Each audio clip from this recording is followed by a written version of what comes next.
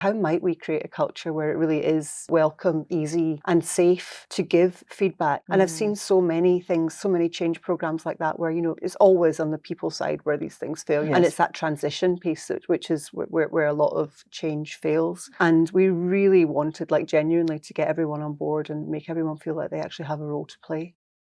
Kate, welcome. Hi, Karen. Love that you're here. Thank you. So I want to kick off with saying a little bit about you. You're a seasoned professional in the pharma industry. Some of the things I love about you is your commercial savviness. So you have a lot of experience in the commercial side, operations, strategy, marketing, sales. I love your directness, your honesty. We're talking before about can't hide it. And we met about 8 years ago, just through a keynote and talking about mindset, above and below the line, above and below the line. Yeah. And then we've been working with Bayer for about 4 or 5 years. So thank you for being here and giving your time and sharing about this work we've done together. My pleasure. I want to start with what was going on in the organisation from your perspective that wasn't working, that had you want to reach out and look for a partner in this area? Well, we'd made quite a big organisational transformation, and it's been, it's very public, and our CEO, our global CEO, talks about it a lot, called dynamic shared ownership.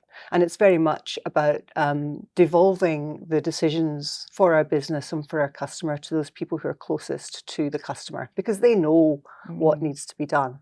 And really sort of allowing leadership and leadership roles to take a step back and focus much more on the culture and the vision for the organisation and that broad strategy. So it wasn't that things weren't working, it's that we then wanted to see, how do we build this culture where the teams are performing and that there's peer-to-peer accountability for that, and then not a reliance on bouncing things back up to leadership to solve if, for example, there's a performance issue or something's not going well. But similarly, actually, if things are going well, you don't need to refer that back to leadership. So we wanted our teams to be really, really accountable. And so myself and a few colleagues were working on a kind of cultural transformation project to bring that in. And we did a design thinking process with multiple members of the organisation. And one of the elements that came back as really important in order to enable this was that we needed a culture where everyone felt safe, not only to give feedback up the line and actually potentially down the line, but that to give that peer-to-peer feedback. And what was surprising for me, I think, is that even though our organisation is, and Australia is quite an affiliative culture, there was a perception that it was difficult to give feedback upwards, but what was even more difficult was to give feedback peer-to-peer. And so we decided that we wanted to look at that and say, okay, how might we create a culture where it really is, welcome, easy and safe to give feedback in all directions so that we can drive that kind of accountability and performance culture at all levels. Why do you think that peer-to-peer can be one of the most difficult areas for feedback? I think often those peers work so closely together, and so much of their success and their collaboration is based on the relationship. And then for many people, for myself included, I think, you don't want to jeopardize that relationship in order to fix something. So often someone will just let it go. Either that, or they think maybe it's not their job. And there was actually quite a lot of that in our organization. It's not my job to give someone else feedback, because that's the manager's job or that's the leader's job. So what you'd often see is that kind of triangular feedback happening, where someone gives feedback to their boss, and their boss is supposed to give that feedback to their peer, and then it comes back down the line. And then all of a sudden you get one of those, someone told me, but I can't tell you who it was, pieces of feedback that are useless, right? Well, they're the hardest as well for everybody involved, isn't it? For the boss to be giving it. How do they do it in a way that's appropriate and doesn't break confidentiality? Absolutely. And then for the person to hear it, because now it's like, oh, now I'm thinking about who was said it? that. And I think the other part about that is then the only person who's really satisfied in that case is the person who gave the feedback to the boss in the first place, because they've got it off their shoulders. And now it's not my thing it's not anymore. Theirs anymore. It's somebody else's burden. responsibility. Yes. And then you haven't fixed that, so why has it not been fixed? So that accountability piece was something that we really wanted to engender in the organisation. It's such a recognition of you and your peers and the business and the organisation itself to want to dive into that, be curious about what you're getting in the commentary from your people. Yes, and at the same time, it was we'd already created this big organizational change, and we really, really wanted it to succeed. And I've seen so many things, so many change programs like that, where it's always on the people side where these things fail. The new system or whatever, and it's that transition piece which is where a lot of change fails. Yeah. And we really wanted, like, genuinely to get everyone on board and make everyone feel like they actually have a role to play. And you had heard that, well, you'd had feedback tools before, right? You had Yes. and that wasn't quite cutting through in this area, like on the transformation. We want people on board. We want people to be able to navigate it well and feel empowered in that. Yeah. But the tools weren't enough. Yeah. I mean, everyone knows situation, behavior, impact. Everyone knows, like, things like, the action, the desired action, all of those different types of little mnemonics that we've got for giving feedback. But so it's not necessarily a skill thing, although the skill thing is important, but there's also the will and then the belief that it's actually going to make a difference. Yeah. And so, I mean, in my own career, I've been through multiple, how to give feedback, how to have challenging conversations, courageous conversations. There's so many different things like that. Yeah. But I think unless an organization has a language around that and a kind of, I guess, a mutual agreement about it, then I think it's still really, really hard to do that, particularly if it's a challenging piece of feedback or a developmental piece of feedback or one that you think might hurt the person. Yeah. It really is challenging. And is that, when we look at how the program was designed, we designed it together, and is that why the cascading of the work was so important through the leadership team first, then with the ambassadors, because to create that common language? A bit. I mean, I think we decided leaders should go first because there was still, we had the peer-to-peer piece, but there was still some really important feedback that, some people in the organization felt they only got feedback once a year in their performance review. And by that point, it's far too late to do anything about it. And so we really wanted our leaders to role model. I mentioned at the beginning, we're not necessarily in the day-to-day decisions as a leadership team, but we do set the culture, we do set the vision for the organization. And I think unless we were willing to say that we were going to sign up and willing to come and, proactively seek feedback from our team members and our colleagues, then I don't think it was ever going to start. Yeah. And I think also we needed to have examples in the organization where someone, more junior in theory, was able to come and have a feedback conversation that was difficult with a leader and not have a bad experience and not experience any kind of, redress for that. There was no consequences. Yeah. Apart from potentially some positive behavior change, right? Yeah. So we really needed to be able to role model that. And I think if we hadn't done that properly with our leaders first, then we could have undermined that really, really quickly by not leading the way we wanted the rest of the organization to behave. Yeah. And in our work, it's the same belief, is that if we want all of our people to be adopting a way of being, a skill set, a mindset, then we have to be willing to lead it first, or senior leaders need to be willing to lead it first. And that can sometimes be a resistance in organizations because there can be the belief that we don't need to change at senior leadership level. We're fine, thanks. And even though they're more experienced potentially in their expertise, they've been in leadership longer, et cetera, that doesn't mean there's not space to always grow. Absolutely. And so when your leadership team were stepping in to this opportunity, they may or may not have seen it as an opportunity at the time, right? I guess there's always, there's some leaders are like, well, I've done so many leadership programs. We hear that a lot. And I respect that because they often have, and they don't have time, waiting to be absorbed by a leadership program. What was the kind of the environment like and the conversation coming into that leadership element? First of all, I think I have to give real credit to our country head, because he had not long arrived in Australia at this point, and there was a whole massive shift that he was making, not just understanding Australia and understanding the people in this organization, but the culture shift, moving into what is a very different, much more affiliative, less hierarchical culture. He went all in, actually, and I think that was great. And he owned it, and he said it. He said, in the past, I haven't really received feedback very well. I don't always give it very well, and I want to learn. And I think, by being part of that and actually role modeling that, he really helped start that. Yeah. And by making it a leadership imperative, So myself and my colleagues who were working on the project, we proposed this approach to him, but then he went all in on that and he really sort of embraced it. And then I think that made it then, it was expected for everyone else.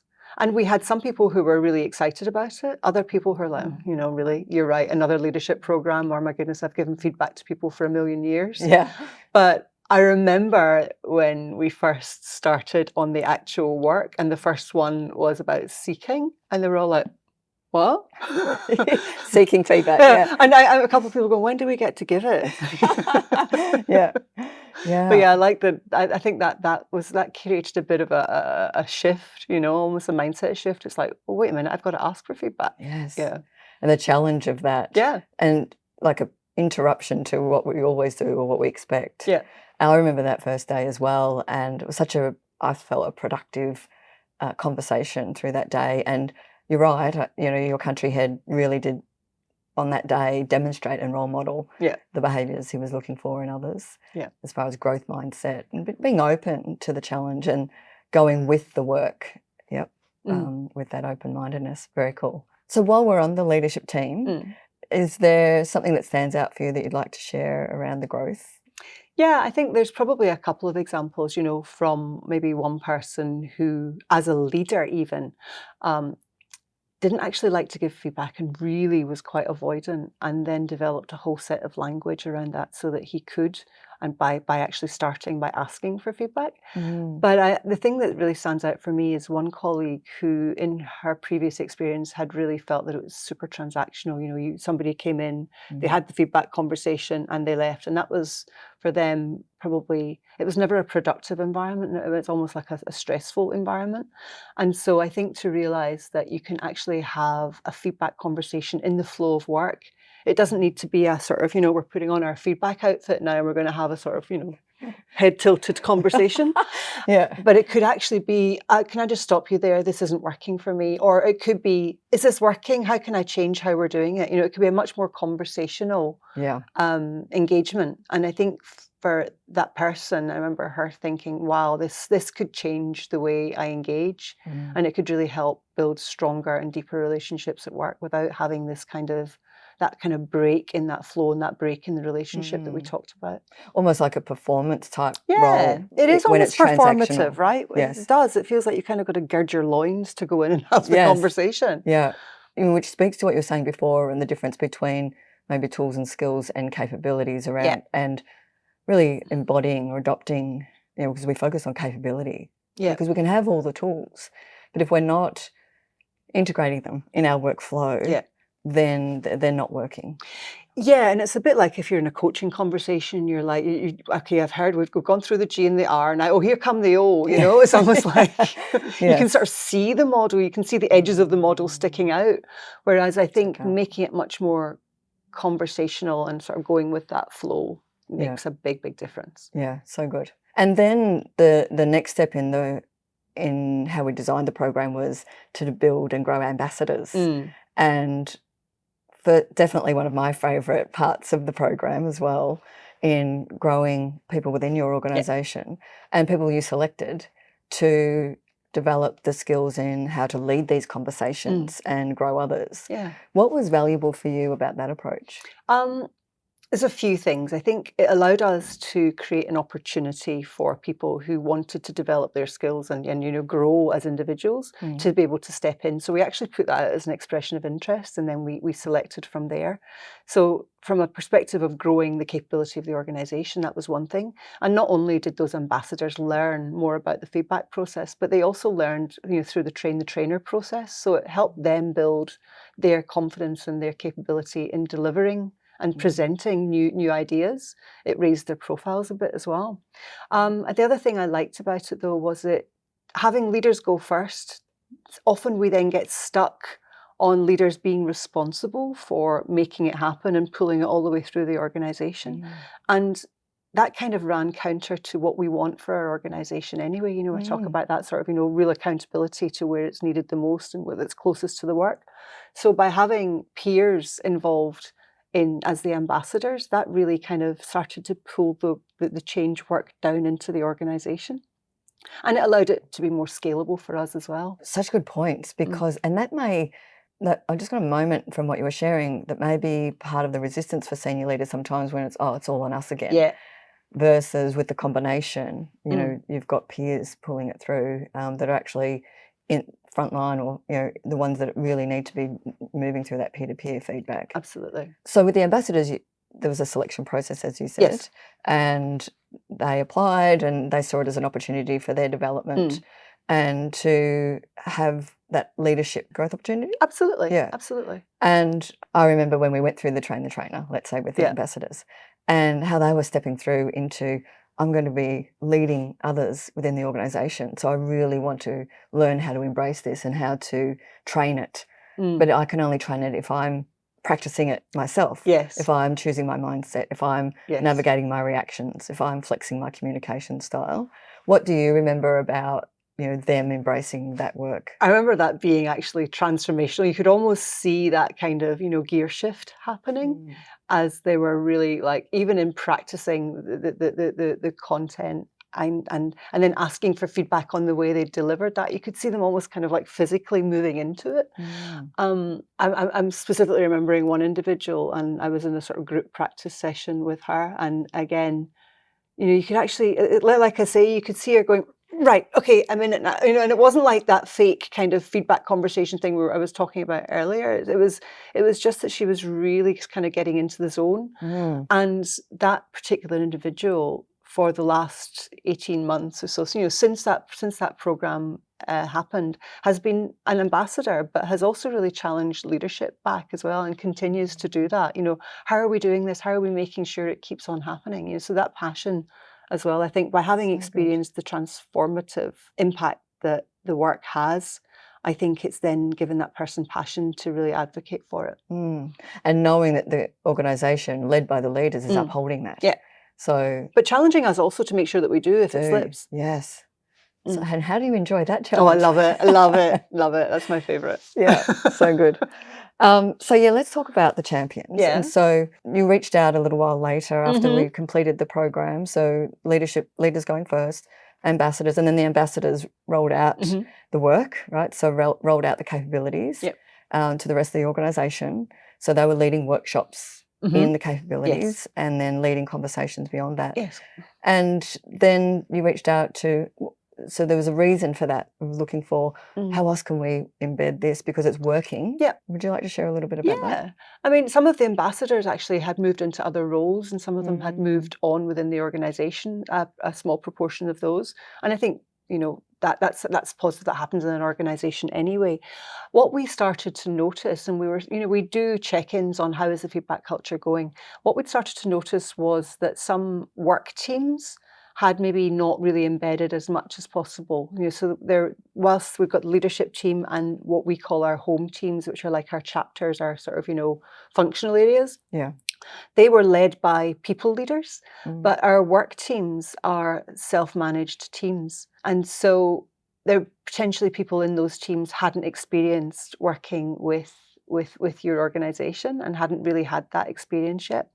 So we thought there was an opportunity to really embed the flow of feedback and to embed the feedback language in the rhythm of those teams. So they work, you know, like agile teams, they work in sort of 90 days, 2-week cycles and planning.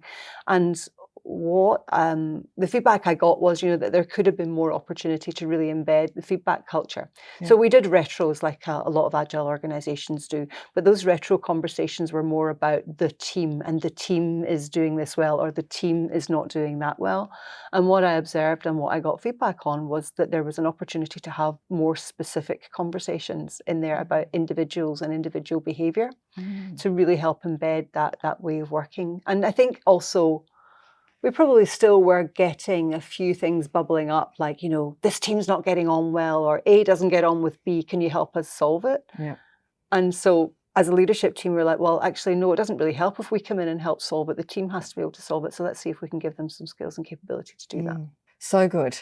And for identifying that, as well as being willing to listen to what the team had distinguished around that specific need for those conversations within the teams.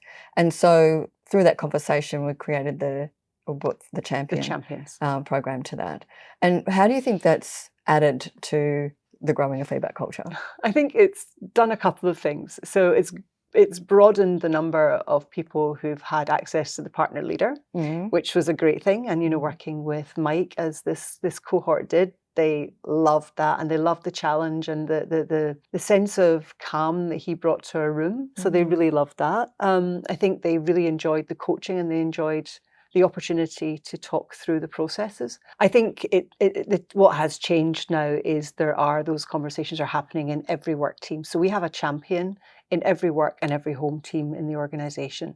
And that for us was a great way, again, to build scale, but also to create accountability in those teams. So usually it's our scrum master, or our sort of, that what we call it something different, but the person who coaches the team and is responsible for the rhythm and the planning and the work of the team and making sure that works well. Usually it's that individual plus the product owner who are the team coaches, the champions. And so they have an accountability to make sure that they build that in their own teams. And I think from the last conversation, every team has a contract about how they do that now and how they build that into the flow of their work. And so with the ambassadors who were kind of really like, oh, this is an opportunity here for me, how did the champions respond to that once they'd been exposed to the work and they could see, well, I'm actually being identified here as someone who could lead a conversation in that way?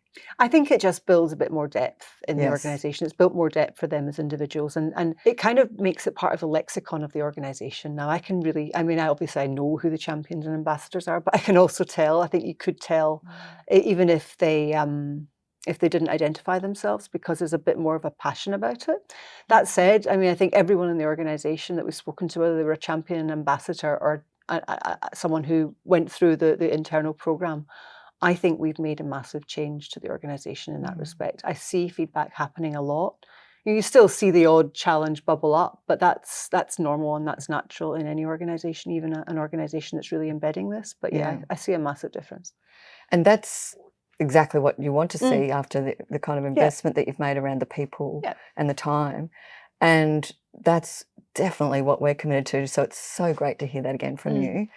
And that it's sustainable. Yeah, and that is a good point, actually. That sustainable piece is really important. Yeah, because when we're working with humans, as we are, it doesn't always happen. No, it's super easy to slip back to patterns, isn't it? Or we all do. Embedded. I do. And I know that was something that was really important to you when you started, was we want to be seeing the change day to day in the organisation. Yeah. We don't just want to be talking about the fact that we need to grow a feedback culture. We actually want to be seeing it and hearing it in people's normal day-to-day work and flow. So well done. Thank you. Such great work.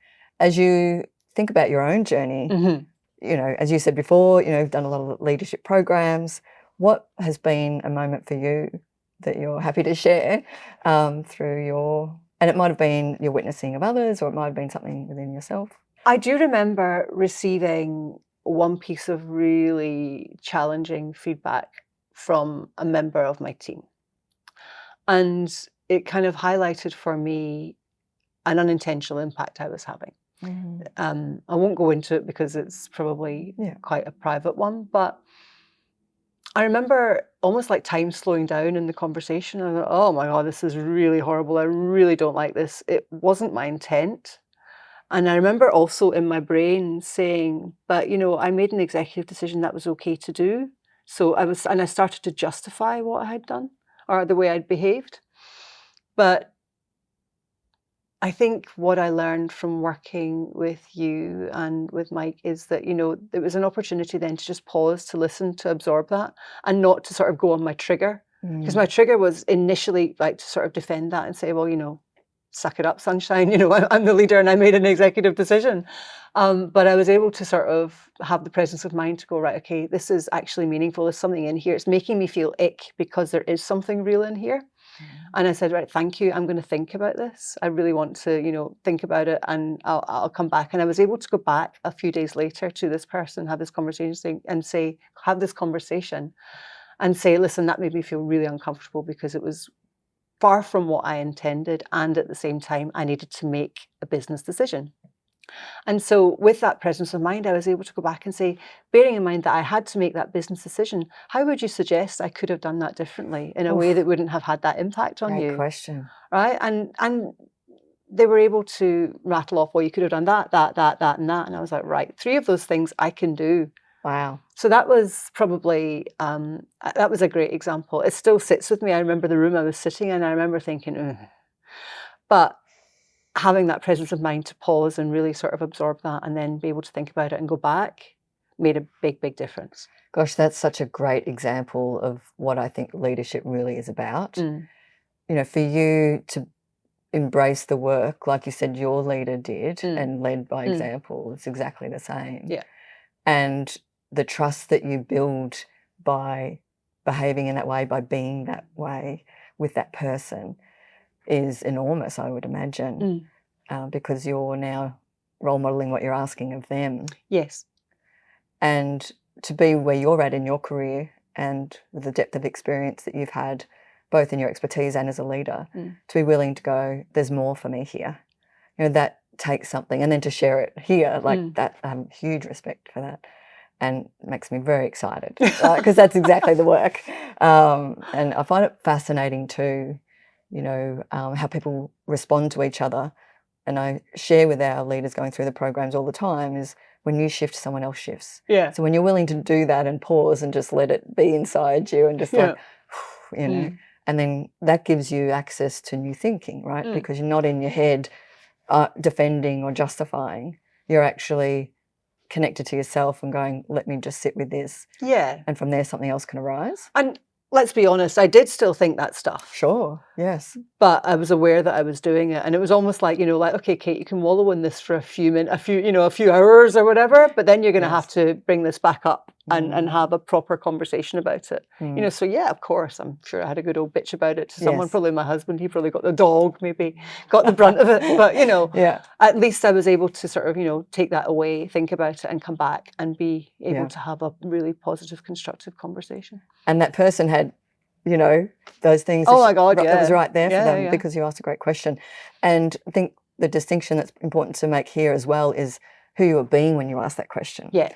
Because we can ask what might sound like a great question, but when we're triggered or projecting, right, that's not going to land the same way as in if we're what we call in partner state or, you know, in that state of openness and awareness, still intentional, but we're creating a space of trust there. What comes back is gold. Is what that person shared with you is gold.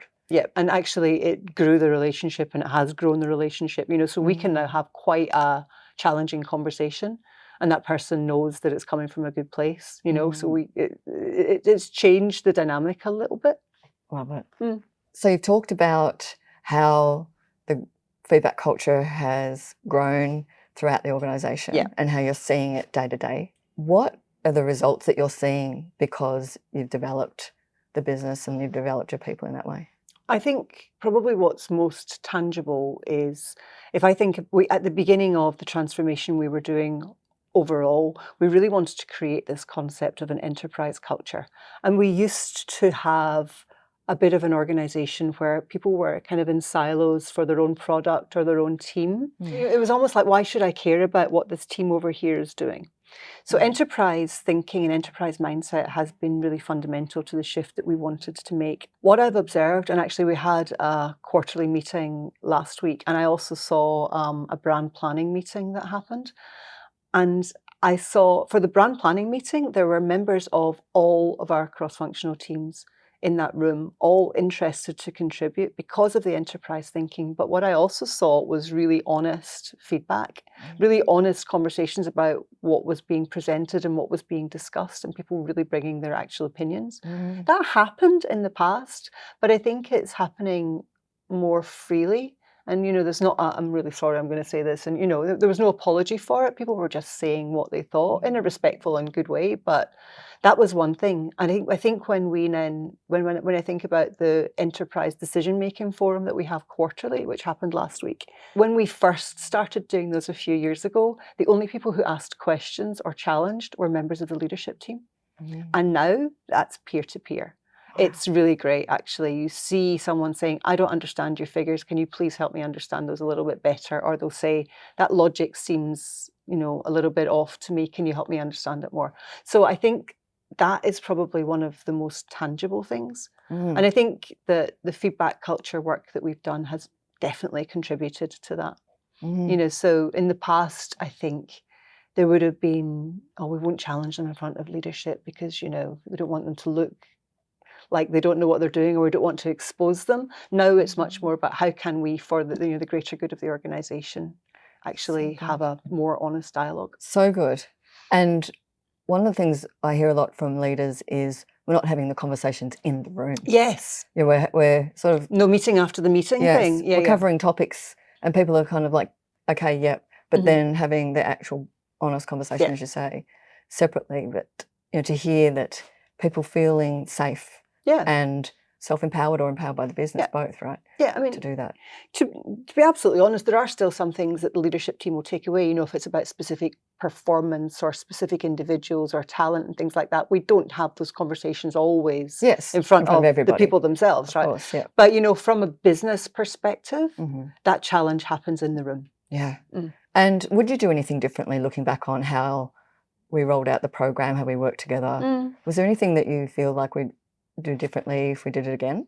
I honestly don't think there's much that I would do differently. I think that maybe the ambassador group, the group who went first with Train the Trainer, like I said, a couple of those people, like normal organisations, did move on.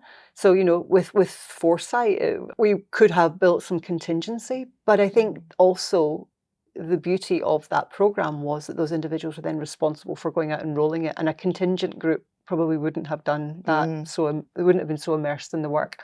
So I think the work we did was great. I think it gave us a really great language to use in the organisation. It gave us a mindset, but it also gave me as a leader and my other colleagues as leaders, as well as the individuals in the organisation. It gave us all that language that we can speak, so that we know that we actually do want it to be safe, welcome, easy to give feedback in our organisation.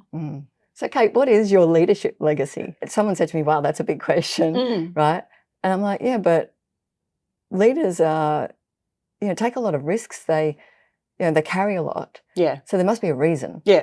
And whether it's for family or because you love your career or whatever it is, let's go there. So that is a big question, Karen.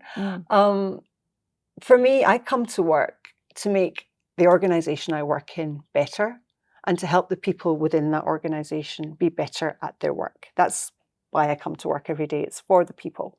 And I think that my legacy would be if I could say that even, 3, 4, 5 people feel like I've made a positive impact on their career, or the way they bring themselves to work, or the way they act in life, through my coaching, through my leadership, through the role modelling I do, then I would be happy with that. And there's nothing more rewarding for me when someone does come up, and it's happened a few times, and just said, you made a real difference, or you really helped me, or the way you behaved in that situation was something that really inspired me. I've had a few situations like that, and there's nothing like it. And I think probably that, we all can be successful with the numbers and the business and the business results, but I don't think you can achieve that unless you have the impact on the people, because they're the ones who actually make that difference. That's one of the things I do really admire about you, is the combination between your commercial focus and your people development focus, and those two together. Then, one example today of what you've shared, of what you've created, and together with your leadership peers as well. And my vision in the work that we do is about multiplying that. Yeah. And one of the reasons we now offer the approach that we took with you, which was leaders go first, ambassadors, champions, is so that people experience workplace in a way that they want to give of their best and contribute, and that they can have those conversations in the room, challenging up, challenging across, and they're productive and efficient as well. So our vision with the Partner Leader Co is to continue to expand that impact and work with people like yourself. That is such a joy, and that we value and really appreciate. Yeah. Could I ask what the reason was that you decided to work with us for this project? Wow. Well, way back in the day when I remember sitting in a keynote room when you were doing a keynote presentation, you were talking about above and below the line. And that was, what was that, 8 years ago or something? It was certainly pre-COVID. Yeah. I remember that really made an impact on me, because it was really relatable. And then we had some experiences working in a previous organisation. And what I really loved was that you took a holistic approach to it. You didn't just roll out, here's a model. You said, in order to do this, we're going to have to go through this process. And initially I was like, oh my goodness. But actually, I think you're absolutely right. You have to, the participants have to understand themselves before they can make change. And I think that, that approach that you take where you often, you really do, you start with self before you move into anything else, makes a massive difference. And so I think I'd had good experiences in some of the small projects we initially worked on in my previous organisation. And I was looking for someone who would really take that holistic view. And like I say, we didn't just want to roll out something technical. We wanted to roll out something transformational that really helped the human beings who need to make the behaviour change, make that change. And it was my gut feeling, but also my experience that was something that you would be able to do. So I was more than happy to advocate for it. And I think it paid off. Thank you so much. Such a privilege to work with you, and thank you for trusting us with that work, because it's fantastic to see how your team practicing it every day. And I use the word practice because we continue to practice. Yeah, absolutely. Leading ourselves. Thank you so much for being here today My and pleasure. having this conversation. I really appreciate it. Thank you. Cheers.